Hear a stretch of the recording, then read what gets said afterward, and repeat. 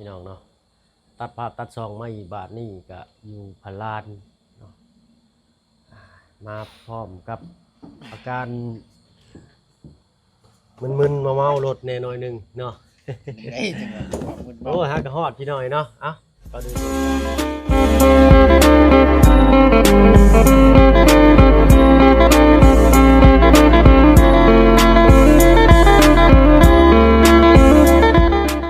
กราบทักทายเด้อพี่น้องเนาะกราบทักทายสบายดีผู้ใหญ่ใจดีและ FC เบิดทุกท่านที่เข้ามาหามาชมช่อง YouTube บ่เพิ่งเคยละคือเก่าพี่น้องเนาะ โดย มื้อนี้ สบายดีเด้อ ก็มาฮอดจอดถึงค่ำๆแน่พี่น้อยเนาะบ่เพิ่งก็คิดว่าสิมาแต่หัวเว้นเนาะ เป็น แล่ ได้ นแล่นเข้าไปหาแม่ใหญ่นะตุ เป็นไงแท้ เพิ่นซื้อม่อมบ่ค่อยเคยถามเพิ่นน่ะ หม่อมสิ มันแม่ใหญ่นั่นแหละที่ว่าเจ้าคือว่ามีหยังเข้าไปสมทบกัน หม่อมสิได้บ้าน ก็ มี แให ตู้ ญ่ ม่อม แม่นมีตู้ม่อมมาแล้ว ชื่ มี อ ตู้7ปีหั่นแหละ โอ้ก็บอกเป็นตู้6ปีข่อยสิบ่ฮู้อยู่ว่าเพิ่น เนาะ ข่อยยังงงอยู่ได้นี่ เพิ่นน่ะเอิ้นมีตู้6ปีเนาะตอนบ่เพิ่งเขาไปถ่ายเพิ่นว่ามีตู้7ปีเพิ่นน่ะ โดย ถามว่าอันแม่ใหญ่อายุจักปีแล้ว อืม 7ปีแล้วอะ อืม ลูกเด้มีจักคนชาวแล้ว อืม เออ เนาะโอ้ก็อีต้นสงสารเพิ่น โด อยู่แล้วเนาะ ยก็เคยเห็นแต่ว่าประตู7ปีติ แม่น มาพ่อมีตู้7ปีบัดนี้ เลยด้วยความอีต้นสงสารเฮาก็มีบ่หลายพี่น้อยเนาะได้ชดช่วยเพิ่นแต่ผ้าบัตร โดย ช่วงนั้นมันหน้าฝน โอ้ถือว่าช่วยได้หลายได้บ่เพิ่น โดย ถือว่าช่วยได้หลายอันนี้ชื่นชม โอ้ยเนาะ พอได้ผ่าเจ้าหั่นแหละมุ่งกันพลเนี่ยแล้วน่ะ กันฝนช่วงหน้าฝนน่ะเนาะ มือไว้เข้าไปมื้อนั้นนั่นจะเห็นเหรอในคลิป โดยเห็นอยู่ น้ำฝนนำลงนั่นป๊าดเนาะพอได้ผ่าบัดเขียวเจ้าหันมุมแล้วมันบ่เปียกบ่นอนนั่นน่ะ โดยมีหน่อย สั้นๆแล้วพอแห้ง พี่น้อยเนาะเอาเว้ามา เปียกเบิด ซึ่งไปนำว่าซั่นซะ โดย เนาะได้พานกินข้าวกินน้ำแล้วบ่ ยัง ซั่น เลยจังกับเขาอยู่ เลย คอยก็หากล้องมานี่หากล้องมานี่พี่น้องโอ้โหเมื่อยว่าซั่นซะแล่นพุ่นแล่นพี่โดดบวกกับถนนหนทางนำแน่บ่ เปื้อน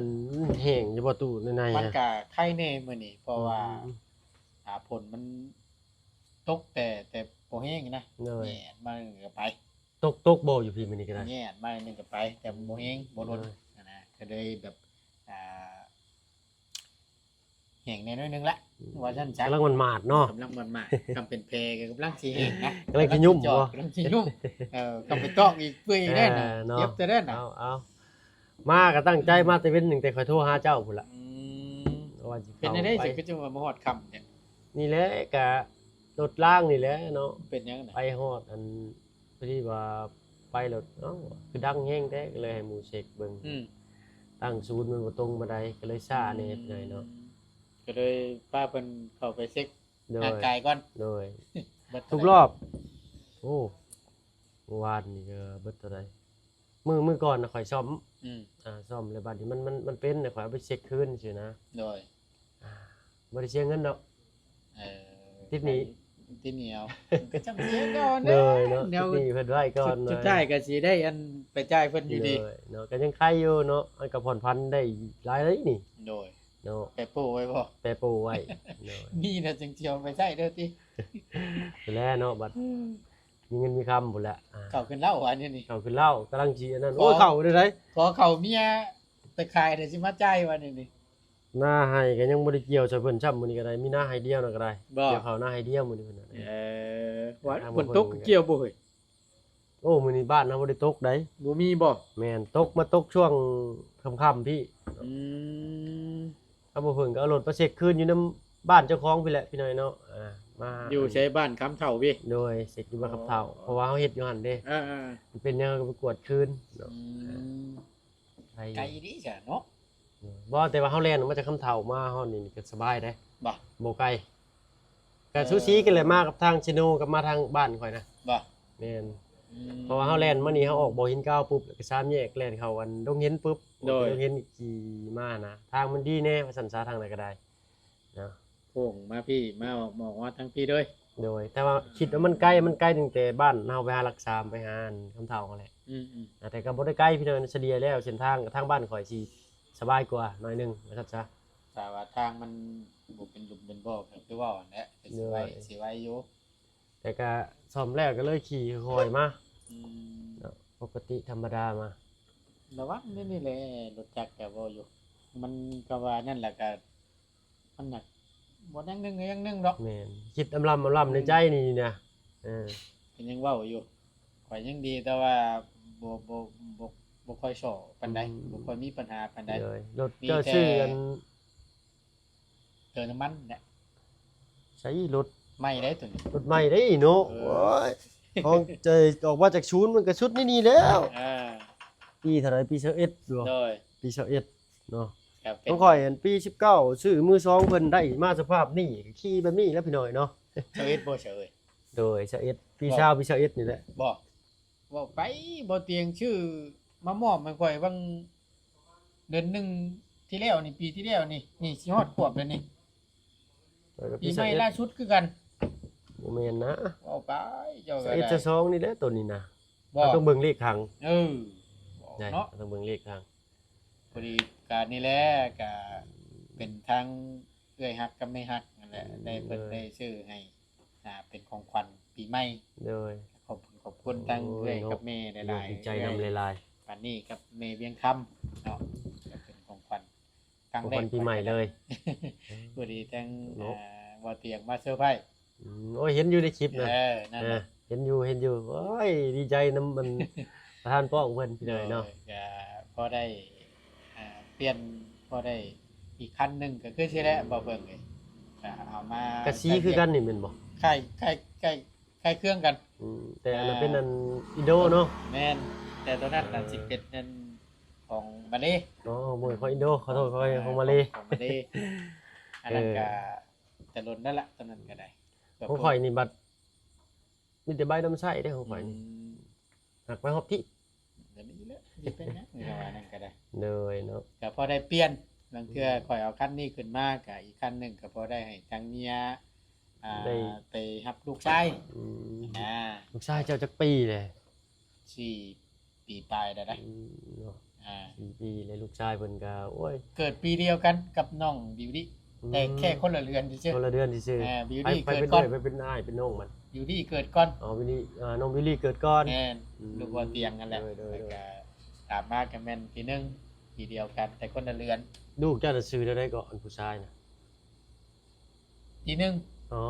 น้องปีหนึ่ง แม่น 4 ปีเลยพี่น้อยเนาะ แม่น4 ปีปลายแล้วแล้วครบเดือนมีนานี่คือใกล้สิฮอดสงกรานต์นี่ก็แม่น5แล้ว เลย ว่านั่นแหละ ก็ถือว่าถ้าว่าเฮาบ่ได้อยู่นํนี่คือว่าใหญ่ไวเลยพี่น้อย ก็ เนาะ ไว้ติ แม่นแต่ว่าแต่ผู้เลี้ยงเขา ลูก อยู่ นี่ได้ ซะ เสร็จได้จะครบปีแล้วบ่ ครบปีบางเดือนปีนี้เนี่ย อืม ปีหนึ่งอยู่เด้นี่ น้องหยังก็ น้องอินเตอร์ น้องอินเตอร์ เด้อ ผู้หญิงนี่เนาะ ยิงจ้ะ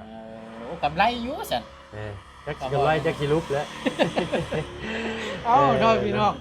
ได้ลูกสาวนี่ถือว่ากำไรได้ช่วงนี้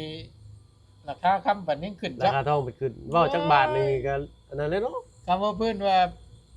บ่นิ่นซะขะลอมนะ เลยนินทอง ไปนิ่นคำนิ่นทองกันจัก ทอง กอบ3บาทนี่ก็จกคอหักแล้วตั้ง ทอง2 บาทนี่บ่เนาะเท่าไหร่เลยเดี๋ยวนี้เนาะ เพลงอยู่เลยพี่น้องโอ้ ถามมึงชื่อดอก บิวเลย เนาะเขาบ่ได้มีเงินชื่อน้ำเพิ่นสันซา สุดๆแหละยอมข่อยยอมแหละ โอ้ตะกี้เนาะอยู่กรุงเทพนี่ทองบาทละ 16,500ตะกี้อยู่ซีคอนบางแคแต่โดนๆแล้วพี่น้อยเนาะ ปชได้นี่ บ่ฮู้จือพศซำนะ จะ ตะ ลืม กี้ วะ ยังเป็นคนเถื่อนอยู่ตะกี้ก็ได้อยู่กรุงเทพพี่น้อยนะ เออ ตั้งแต่ยังบ่ทันมีอันสถานีรถไฟฟ้า อยู่ในอันซีคอนบางแคนะ แต่ดนๆเลยได้น่ะก็ได้ อืม โอ้จำบ่ได้เลยคิด มันโด บ่ น ออก เนาะ เลยโดย คือว่าแหละ อยู่ที่สรุปแล้วเฮาอยู่กรุงเทพนี่ถึงอีหลีเด้นี่บอกเลยก็ได้เนาะ โอ้นับบ่คู่ก่อนนะตั้งแต่อันช่วงยังเป็นวัยรุ่นยังได้ร่อนอยู่ก็ยังหลายปีแหละ อยู่ไทยอะนะ แบบว่านี่แล้วลงไปเฮ็ดงานเหตุการณ์นี่ก็ยังบ่ทันได้มีลูกมีเมีย เด้อ นะก็หลายปีเติบแล้ววันนี้ก็มีครอบมีครัวแล้วก็อยู่ร่วมกันก็10ปลายปีแล้วเด้ โอ้ อ้สิปลายปี เออ โอ้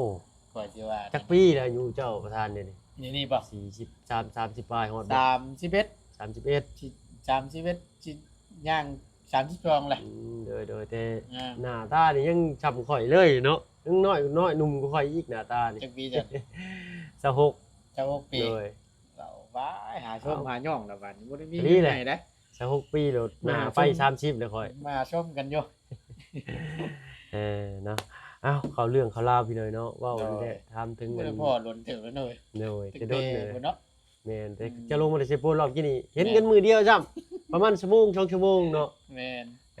กินข้าวกินน้ำแล้วก็พากันแยกมา โดย นี่แหละเนาะเฮามาทางพลานก็พอได้ผักได้เช้าน้ำหมู่ฮูนี่แหละเดี๋ยวทีมงานเพิ่นซั่นซะเนาะพอได้ออกซอยเสียค่าห้องแชร์กันก็บ่ยัดไปอีกเนาะ ก็คือฮู้กันแหล้วบ่เพิ่งเลยเนาะทาง FC เพิ่นก็ช่วยอยู่ดอกเพราะว่าหากอยู่ทั้งนี้ก็เก็บการเก็บงานทั้งพี่น้ำแน่ โดย นะก็ได้แบ่งๆกันไป โดย เจ็บปวดก็ขึ้น โดย แต่ก็สิบ่ค่อยที่ปานใด โดยแต่ จาก หลักๆก็งานหน้าที่รับผิดชอบอยู่นี้เนาะ แม่น โดย เฮ็ด ก็ งานรับผิดชอบแต่ละคนมันบ่ได้อยู่ในจุดเดียวกันเด้ โดย ก็คือว่าอะไรพี่น้อยเนาะ แบ่งกันเฮ็ดงาน หน้าที่ไผหน้าที่เพิ่น แม่ เนาะ น ถ้าว่าทางนี้ว่างแล้วก็ขึ้นไปนํกัน แม่น เนาะ บางเทื่อก็ไปได้พี่น้องบางเทื่อก็ไปตุ้มไปร่วมกันก็ โดย ม่วนพบปะสร้างสรรค์กันได้นั่งได้ล้มได้คุยกันก็ณตอนนี้ก็คือเห็นนั่นแหละผู้หนึงลงใต้ผู้หนึงขึ้นเหนือผู้หนึง ตะวันออกอีกบ่ โยก ตะวัน กลาง ตกอีก กับแบ่งๆกันนะ เลย พี่น้องเนาะกะนานๆที่ดอกเพื่อจะได้พบปะเจอกันแบบ เลย เต็มระบบแน่ กินข้าวกินน้ำ แม่ ร่วมกัน มันก็หาจังหวะบ่ได้คือว่าอันเนี้ย โดย อืม อันว่าบ้านในตู้7ปีเพิ่นนี่คือว่าเจ้าซื้อเสาไปให้เพิ่นบ่ แม่นบ่เพิ่งณตอนนี้นั่นได้เสา โดย เสานี่เสา6ต้น โดย เฮ็ดให้เราแบบผู้ดีกษัตริย์รัฐผู้ดีให้งามๆมานะเราอยู่ผู้เดียว เพิ่น แล้ว อยู่ นึง ผู้เดียวเพิ่นเนาะ ก็เลยว่าสั่งไม้เรา6เสา โดยพอดีงามเลย6เสานี่เนาะ แม่ ตะมอมสิว่าล็อกนี่แหละนี่เนาะ 6เสา น่าสิน้อยกว่านี้นิดนึงมันซำนี้ แม่น มัน4เมตรบ่ได้บ่กว้าง ก็ตัวนี้นี่ยังสิวางแผนกันอีกอยู่ ๆอืม แต่ยังบ่ทันได้อ่าคุยรายละเอียดอีกเทื่อนึง ทางสร้างทางหยังเด้ซั่น สร้างนี่ ชุดเก่าบ่ ก็ว่าสิหาเอาสร้างทั้งไอ้อาจเพิ่นนี่แหละ อืม พอดีว่าทั้งลุงหนวดเพิ่นสั่งเครื่องของมาแล้วก็พอดีนัดทั้งไอ้สร้างเราขึ้นมาฮอดมื้อนี้ โดย ก็เลยว่ามาซ่อมแซมเพิ่นในตู้น้องจึ๊กอันแหละ โดย พอแล้วจากหันแล้วปุ๊บแหละข่อยก็ว่าสิจองตัวเราแหละไปเฮ็ด อืม เพื่อนในตู้อายุ6 ปีหัน โดยเป็นดินเพิ่นบ่นะ ตามที่ข่อยถามมานั่นทั้งบ่ตูนถามทั้งนาบ่าวเราพี่น้องเลย โดย เพื่อนกันกะเพื่อนนั่นเชอีกหลัง อ๋ หนึง อ นั่น กันใช่หลังหนึงบ่แม่นอยู่กับบ่แม่นผู้เลี้ยงลูกน้อยบ่แม่น บ่แม่น อ๋อถัดไปฝั่งนั้น กัดไปมาทั้งนี้ แม่นๆโดย แต่วันนี้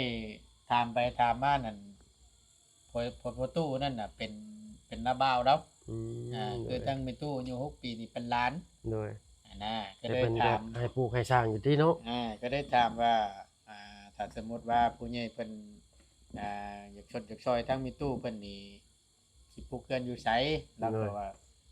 ปลูกแล้วแหละนี่ก็แม่นบ่แหละดินดอนต้นหญ้าเราอ่ะก็เป็นดินมุ่นดินมั่งนี่แหละก็ โดย อยู่น้ำนี่แหละเราอ่ะ ตอนนี้ก็มีแต่อันเสากับบาเสาเนาะ แม่นเสากับตีนเสา โดย ที่มีอยู่ณตอนนี้ แล้วก็ยังการบ่มีเลยบ่ ส่วนที่เรือน่ะก็ยังบ่เพิ่งเลย อืมโดย บาตูนลำเลียงจังซี่พี่น้องก็คือทั้งบาตูนนี่ก็ โดย ได้คุยกับทางพ่อกับแม่เราเนาะพ่ออำพรกับแม่ติ๊กแล้วก็ได้ร่วมกันทางพ่อกับแม่เราบอกว่าเปิดโอกาส ถูกบ่ เปิดโอกาสให้กับผู้ใหญ่ใจบุญหลายๆท่าน รวมทำบุญทำกุศลนำกัน รวมทำบุญนำกันคนละนิดคนละหน่อย โดย นะว่า อนุโมทนาบุญนำหลาย ๆก็เลยว่าเอาซอยกันเนาะก็ถือว่าคนละ10คนละ20ใครอยากซอยในส่วนใด ก็ได้บ่เบิ่งเลย ตอนนี้เจ้าได้ส่วนตีนเสากับเสาเนาะ เสาสองอย่าง ที่เหลือยังขาดไปเลย แม่น ค่าสร้างอีก ค่าสร้างแผ่นสังกะสีวงกบหรือต่างๆนี่ก็ยังบ่ ก็ เบิ่ง สิอยู่ในอุปกรณ์สร้างเรือนที่เราเคย เคยเฮ็ดมา ซื้ เนี่ อย มาเลยเนาะ แม่นก็ยังในส่วนนี้เอาถ้าหากว่าผู้ใหญ่ใจดีท่านใดที่ได้รับเพิ่งรับชมหรือว่าผู้ใหญ่ใจดีทางช่องของเบาเพิ่ง เล เนาะ ย ทางช่องเบาเคยละถ้าหากว่าอยากสนจากซอยรวมทำบุญเอาบุญน้ำกันกับซอยกัดเข้ามาได้พี่น้องเนาะทั้งไปเป็นสะพานบุญในก็ได้ทางเบาเพิ่งก็ได้ซอยกัดคนละนิดคนละหน่อยยินดีทางเบาตูนก็ได้เนาะคือเห็นนั่นแหละพี่น้องไม่ตู้เราก็ได้การเซตตี้สตังค์เราก็บ่ค่อยดีปานใด เลยก็เพิ่นก็เฒ่าแน่เลย แม่ เนาะ ห็น ข่อยเข้าไปแรกๆ แล้วพี่น้องที่ว่าได้ เลยก็เข้าไปแรกๆเขาตกใจข่อยก็ได้ อ่า เข้าไปแรกๆเลยนั่นข่อยมีแต่ขนมเข้าไปเนาะ อืม เข้าไปขนมแล้วถามเพิ่นหนึ่งเขาตารางแล้วข่อยก็เอาให้เพิ่นถามชื่อเสียงเรียงนามเพิ่น อืม เนาะเพิ่นบอกว่าเพิ่นนั้นชื่อม่อมนี่แหละแต่มีชื่อเรียกอีกชื่อหนึงชื่อขอโทษขออภัยชื่อเอิ้นอีกชื่อหนึงเนาะแต่ก็เพิ่นว่า มัน มี มี ม่อม ชื่อเพิ่นน่ะ แต่ชื่อแท้ๆเพิ่นก็มีได้อตุ มันสิว่าจังได๋บ่ตูนลืมเลยพี่น้อง เอิ้นยากพี่น้อยเนาะ มี ชื่อเพิ่นทางนี้ได้เอิ้นยากได้ ก็เลยเอาง่ายๆตั้งใจย่าให้แม่ตู้อายุ6ปีบ่ตูนตั้ง ทางเจ้าไปพ่อเพิ่นว่า6 ปีบ่ 6ปี ข่อยว่า7 ปี บ่ 7 ปีแล้วมีลูกเดี๋ยวบ่มีลูกจักคนมีลูกชาวคนแล้วโอ้ย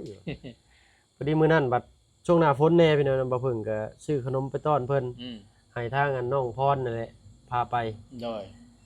แล้วก็เห็นว่า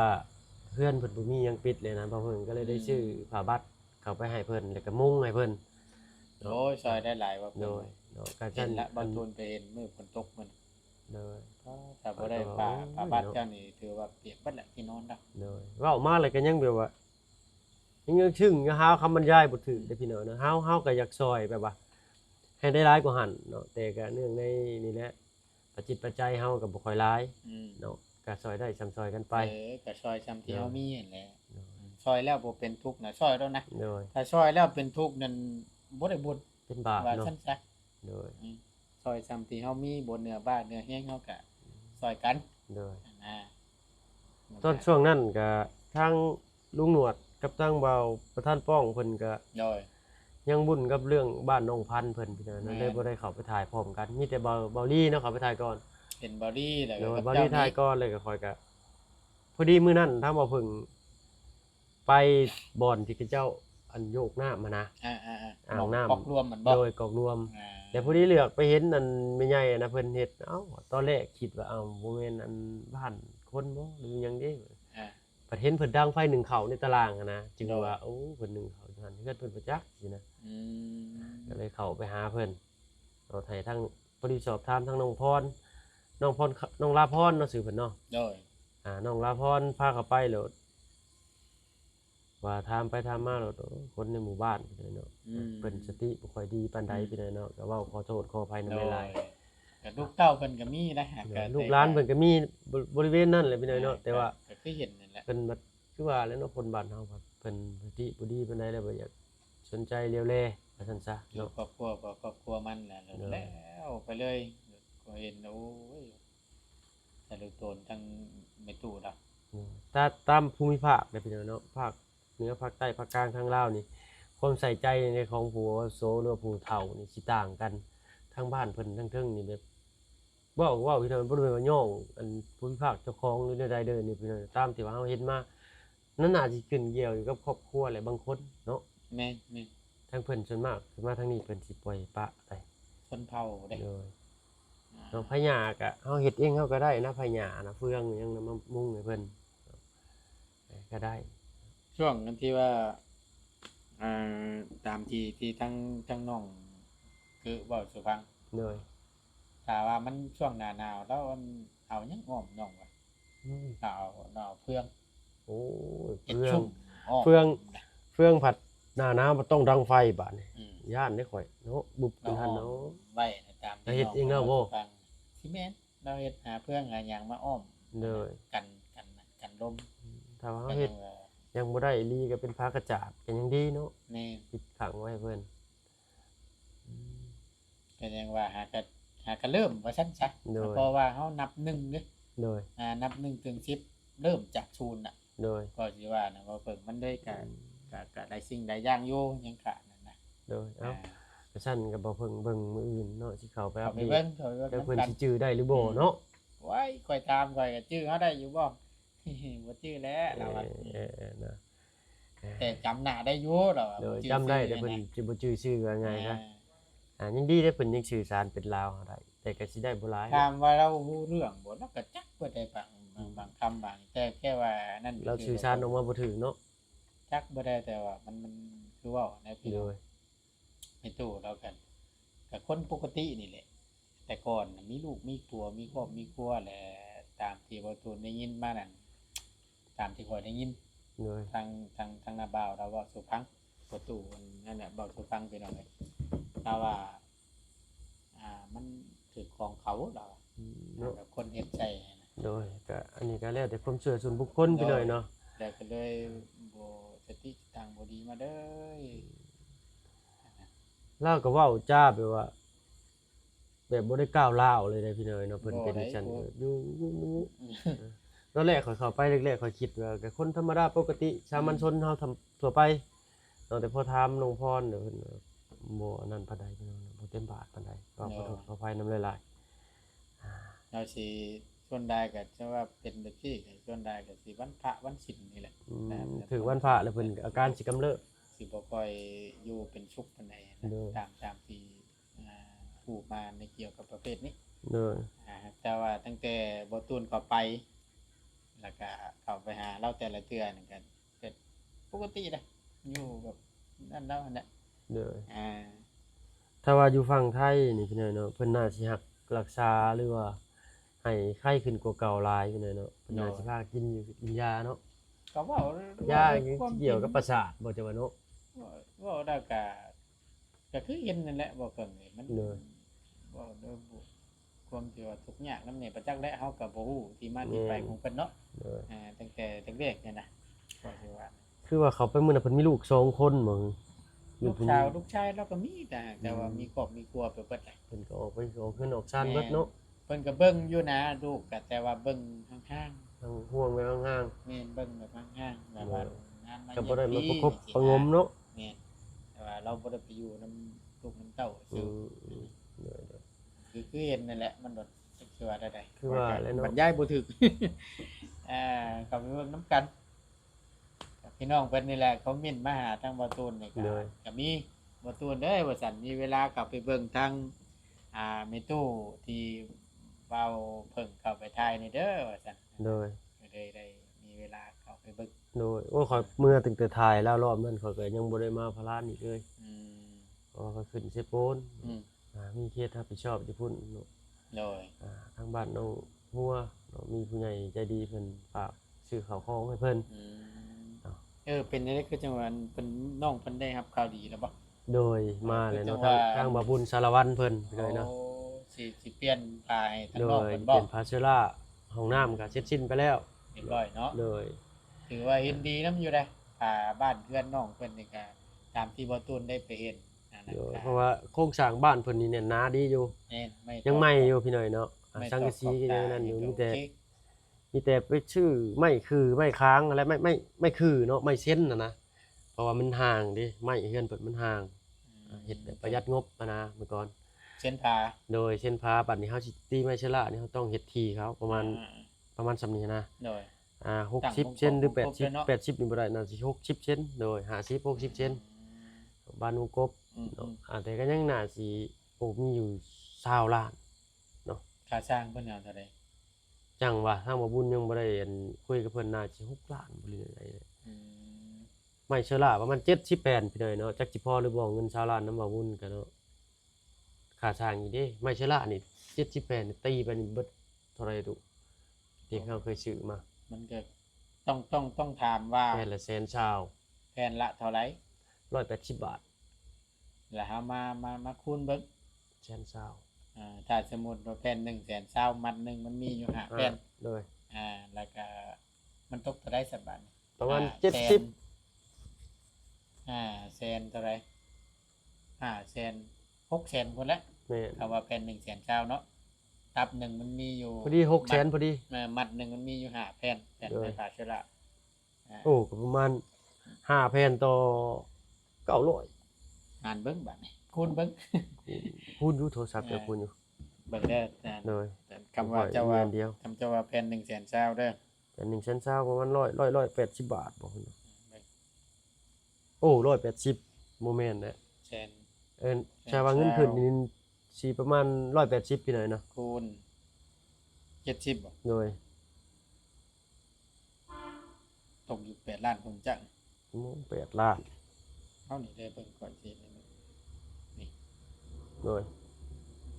แสนน่ะนะ 70แผ่น โดย ล้าน400,000กว่า 8ล้าน4โอ้น่าสิได้อยู่เนาะไว้ใช้ล่ะนี่เบิดไปแล้วประมาณ8ล้านตีเป็นง่ายๆมันเกิดตะปอกตะปูก็10ล้านซะเนาะค่า อัน ส นี้ ร้าง คร่าวๆไว้บ่หรือว่าเพิ่นนั่นคำนวณไว้แล้วหรือว่าเพิ่นไล่ ยังบ่ได้คำนวณมาต้องค่าสร้างเพิ่นเพราะว่ามื้อนั้นเฮาสิออกมานะทั้งสร้างเพิ่นยังข้าวเวียกอยู่บ้านเมืองจันทน์ โดย นะก็มีแต่ว่านี่แหละ ใช่คือกับเขา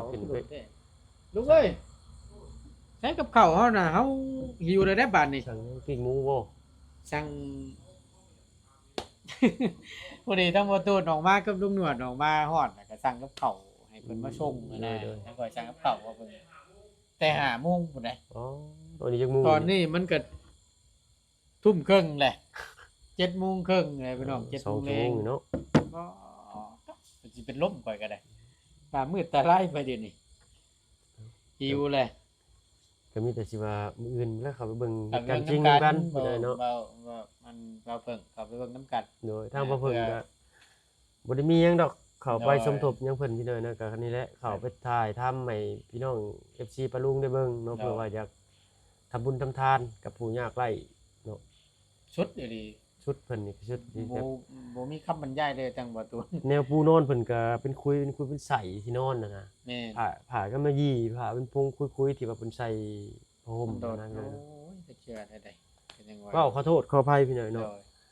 มี FC ท่านหนึงเพิ่นก็คอมเมนต์บ่ให้ไปบุรีบ้านเพิ่นเนาะก็เว้าจากเหตุการณ์จริงเด้อพี่น้องเด้อเนาะ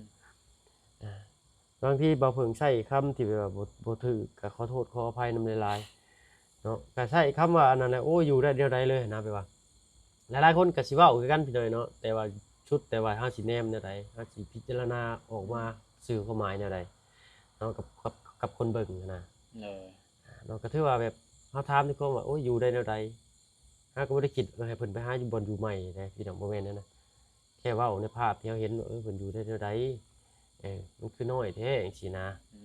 เนาะมันคือแบบว่าเป็นตาแบบบ่แม่นบ่อนคนอยู่หั่นนะพี่น้อยเนาะแบบว่าเป็นของไก่ของหยังนั่นน่ะ เลยเอาขยากันละได้กันเนาะ เฮาก็บ่ได้แบบว่าไปดูถูกเพิ่นได้พี่น้อยเนาะเว้าตามแบบว่าสภาพมันน่ะเนาะหรือว่าข่อยใช้คำบ่ถูกบ่เนาะข่อยใช้คำบ่ถูกบ่ ก็จังว่าจังได๋แหละมันเฮาก็ตามที่เห็นนั่นแหละ เนาะ จักสิว่าจังได๋ทั้งข่อยก็ได้ เดี๋ยวเฮากับแปรซับออกมาบอกบ่ถูกพี่น้อยเนาะ แต่ว่าเมื่อละแจ้งตาบื้น โดย ไปเบิ่งน้ำกัน มื้อนี้ข้อยก็ว่ามานี่อยากเข้าไว้ได้ตอนแรงนี่ก็ได้เนาะ มันค่ำมันมืดบ่ทัน โด เด็ ย ก มาฮอดพี่ประมาณ5:00 นบ่าย โดย 5:40ออกมาแต่บ้านน่ะ4:30 4:30เลย เพราะว่ามันค่ำเริ่มค่ำไว้เลยช่วงนี้ โดยหน้าหนาวพี่เลย ป เนาะ ระมาณนี้ ค่ำไว้ 5:00 นหรือว่า5:30 นนี่จำล็อก6:00 นพี่ แม่ น้อง นแต่ช่วงยับไปหลังหน้าฝนกินนี่6:00 นนี่ตะเว้นยังบ่ตกดินเลยเนาะแต่นี่5:00 นนี่เอาแล้วบ่เห็นแสงแล้ว ไว้ แม่นจังมัน ช่วง เป็นอะไรเนาะเฮาก็ ยับเข้ามานี่ไว้ บ่ถือกันตัวนี้เนาะ วิทย์นี่ก็แล้วบาด6:30 นถ่ายคลิปได้เฉย วิหน้าหนาวปานนี้ก็ยังอันนั้นเนาะ คือจะเห็นนั่นแหละ โดยเนาะออกพรรษาแล้วเพิ่นบ่ทางบ้านเนาะเลยยังเรียนบ้านเด้เนาะ ฮะ ยังเรียนบ้านไปแม่นบ่ แม่น ออกพรรษานี่ ยังได้แกงหงแกงเรือก็ยังได้ อืม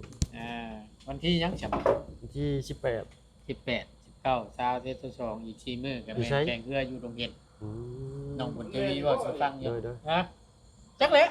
ได้ลุงนวด เจรจามึงอยู่ ต้องโทรเบิ่งอยู่หั่นเนาะ โอ้ อ้าวพี่น้อยเนาะ ไหวแล้ว สำหรับคลิปนี้ หิวเก่าเลย ก็หยุดตั้งรักชื่อก่อนเนาะ มาโอ้ลมกันเบิ่งว่าสิมีวิธีได้แน่ไปซอยเพิ่นเนาะถ้าว่าผู้ใหญ่ใจดีท่านใดอยากสดอยากซอยทั้งไปตู้7ปีเพิ่นเนาะก็ติดต่อทางทีมงานเนาะเขามาได้บ่ว่าช่องทางใด ยินดีพี่น้องก็ยิน เฮา ดี ก็ยินดีเบิดพี่น้อยเนาะ